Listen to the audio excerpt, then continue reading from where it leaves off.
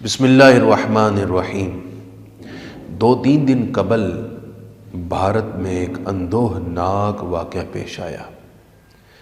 ایک 23 سالہ جوان خاتون، ایک لڑکی نے خودکشی کر لی۔ کہا یہ جا رہا ہے کہ وہ سسرال والوں کے تانوں، اپنے شوہر کی ڈیمانڈز اور اس کے ناخوشگوار رویے کی وجہ سے اتنا آزردہ، تنگ، تکلیف میں تھی کہ اس نے اس حد تک جانے کا فیصلہ کیا اور بالآخر خودکشی کر لی۔ ظاہری بات ہے، خودکشی کا فیصلہ، زندگی ختم کرنے کا فیصلہ اتنا بڑا فیصلہ ہے جسے معمولی سی تکلیف کی بنا پر نہیں کیا جا سکتا۔ ضرور اس خاتون، اس ہماری بہن کے اس اقدام کے پیچھے بہت بڑی وجوہات ہوں گی۔ یقیناً وہ شدید ڈپریشن میں، اپنے خاوند، اپنی ساس اور سسرال والوں کے رویے کی وجہ سے اتنی سٹریس میں ہوگی کہ وہ تکلیف کے ان کانٹوں کی چبھن کو برداشت نہ کر سکی اور بالآخر اس نے اپنی زندگی ختم کرنے کا فیصلہ کر لیا۔ ہم اس خاتون کے اس عمل کو ڈیفینڈ نہیں کر رہے، نہ اس کی حوصلہ افزائی کرتے ہیں۔ اللہ ہماری اس بہن کی بخشش کرے۔ کسی بھی طور اسلام اس عمل کی اجازت نہیں دیتا، لیکن میں سوسائٹی کے اس بھیانک چہرے کی طرف توجہ دلانا چاہ رہا ہوں کہ جس وجہ سے ہر چوتھے گھر میں کوئی نہ کوئی ایسی عائشہ بیٹھی ہوئی ہے جس کو اپنے شوہر کے مظالم کا سامنا بھی ہے، اپنی ساس صاحبہ کی چبھتی ہوئی باتوں کا سامنا بھی ہے، جسے نندوں کی نا انصافیوں کی تلواروں سے روز ذبح ہونا پڑتا ہے، اور وہ ایسی تکلیفوں میں اور درد میں ایک ایک لمحہ کاٹ رہی ہیں۔ بس فرق یہ ہے کہ کسی کی کہانی منظر عام پر آتی ہے اور کسی کی چھپی رہتی ہے۔ کوئی صبر کے ساتھ ان مظالم کو برداشت کر کے، درد سہ کر وقت گزار رہی ہے، بچوں کا سوچ کر، ماں باپ کا سوچ کر، اور کوئی عائشہ کی طرح اپنی کہانی اپنے ساتھ ہی مٹی کے نیچے لے جاتی ہے۔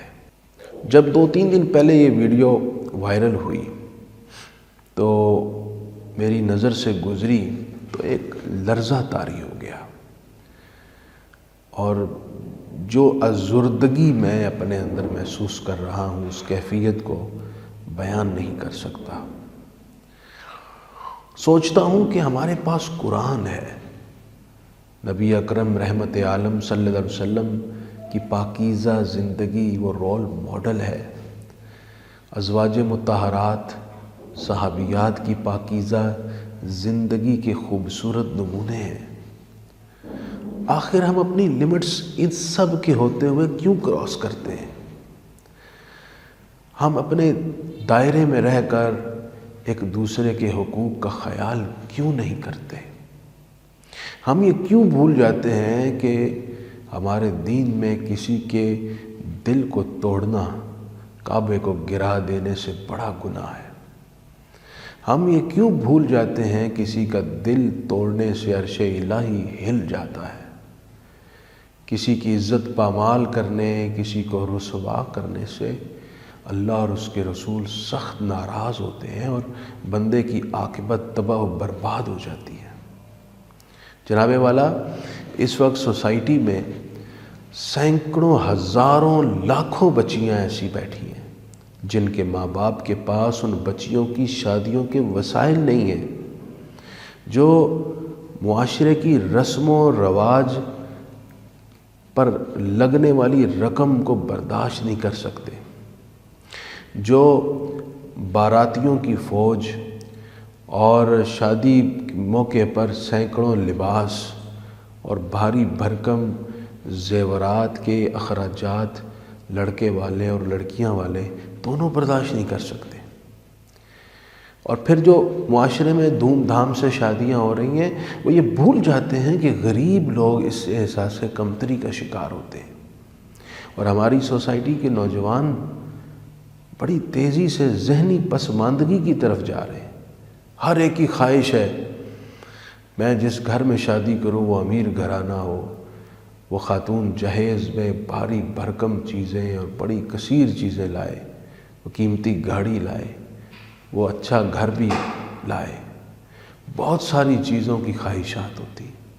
یعنی نیک سیرت اور پاکیزہ کردار کا جو مرکزی نقطہ تھا وہ تو ہماری فہرست میں کہیں ہے ہی نہیں، اور پھر روتے ہیں زندگی کو کہ یہ تو جہنم بن گئی۔ جب زندگی کے آغاز میں لالچ اور حرص بھری ہوئی تھی تو نتیجہ یہی نکلے گا۔ یعنی اب معیار ہے بچی کا اور اس کے فیملی کا معاشی سٹیٹس، جس کا وہ سٹیٹس نہیں وہ بچیاں معاشرے میں اپنی قدر کھو بیٹھی ہیں، اور جن کا وہ سٹیٹس ہے وہ اخلاقی طور پر کیسی ہی پسماندہ کیوں نہ ہو وہ قدر والی ہے۔ جب یہ سوچیں ہوں گی تو نتائج بھیانک نکلیں گے۔ ہم بڑی جلدی اور تیزی کے ساتھ زوال کی طرف بڑھ رہے ہیں اور نقصانات اٹھا رہے ہیں۔ اب تو یہ واقعات عام ہوتے چلے جا رہے ہیں اور ہر ایک محسوس کر رہا ہے، چل رہا ہے۔ خدا کا واسطہ ہے اپنے رویوں کو بدلیں۔ اگر شوہر ہے، ساس ہے، بیوی ہے، بہن ہے، سسر ہے، ہر ایک اپنے دائرے میں رہ کر دوسرے کا احترام کرنا سیکھے، ورنہ اللہ کی گرفت سے اس دنیا اور اس آخرت میں بچ نہیں پائیں گے۔ ویسے بھی یہ دنیا مکافات عمل کا میدان ہے۔ جو بوتا ہے وہ کاٹتا ہے، جو جیسا کرتا ہے کل اسے اپنی بچیوں کے ساتھ بھی ویسا دیکھنا ملتا ہے۔ خدا کا واسطہ ہے احترام کرنا سیکھیں۔ اور میں ریکویسٹ کروں گا تمام نوجوانوں سے، وہ جہیز کی، ساز و سامان کی خواہش نہ رکھیں، بلکہ شادی بیاہ کے موقع پہ تھوڑی سی ہمت دکھائیں۔ اصل مردانگی یہ ہے کہ آپ کہہ دیجئے کہ ہمیں کسی ساز و سامان کی کوئی ضرورت نہیں ہے۔ آپ کہہ دیجئے کہ آپ کی بیٹی ہی ہمارے لیے سب سے بڑی دولت ہے۔ جناب، اسی طرح جو اساتذہ اکرام ہیں سکولز سے لے کر یونیورسٹیز تک، اسی طرح جو ہمارے میڈیا پرسنز ہیں، جو علماء منبر و محراب کے وارث ہیں، سب اپنی اپنی جگہ اس مسئلے پر رول پلے کریں اور لوگوں کو بغیر جہیز لیے بچیوں کو بیاہنے کے لیے ترغیب دیں، تاکہ غریب بچیاں جو گھروں میں بیٹھی بیٹھی بوڑھی ہو رہی ہیں انہیں بھی ایک سہارا ملے، ایک اچھی چھت ملے اور وہ بھی باوقار زندگی بسر کر سکیں۔ جب ہم سب اپنا اپنا کردار ادا کریں گے تو انشاءاللہ کچھ نہ کچھ آسانی ضرور ہوگی۔ اپنے اپنے حصے کا دیا روشن کریں، اپنی ذات سے، اپنے گھر سے اس عمل کو شروع کیجیے اور بچیوں کو سہارا دیں۔ ان کا معاشی سٹیٹس نہ دیکھیں بلکہ ان کی سیرت اور کردار کو دیکھ کر بچیوں کو بیاہیں، اور ان بچیوں کے ماں باپ پر کوئی ایکسٹرا بوجھ نہ ڈالیں، نہ مہندی کی صورت میں، نہ بڑی بارات کی صورت میں، نہ رسم و رواج کے ان گنت اخراجات کے بوجھ کی صورت میں، بلکہ سادگی کے ساتھ مسجد میں نکاح کر کے بچیوں کو بیاہیں، اور جس کو بیاہ کے لے آئیں اب برداشت کریں، اس کو عزت دیں۔ عزت دیں گے تو گھروں کے اندر رونقیں بحال ہوں گی۔ اللہ کریم تمام مسلمانوں کو سوچنے کی توفیق دے، اور خصوصاً ہماری اس بہن کی بخشش کرے جو اس تکلیف کو برداشت نہ کر سکی اور اس نے خودکشی جیسا گناہ کر لیا۔ اللہ پاک اس پر رحمت کرے اور ساری سوسائٹی کو اس طرح کے اندوہناک واقعات سے نکالنے کے لیے ایک دوسرے کو کردار ادا کرنے کی توفیق عطا فرمائے۔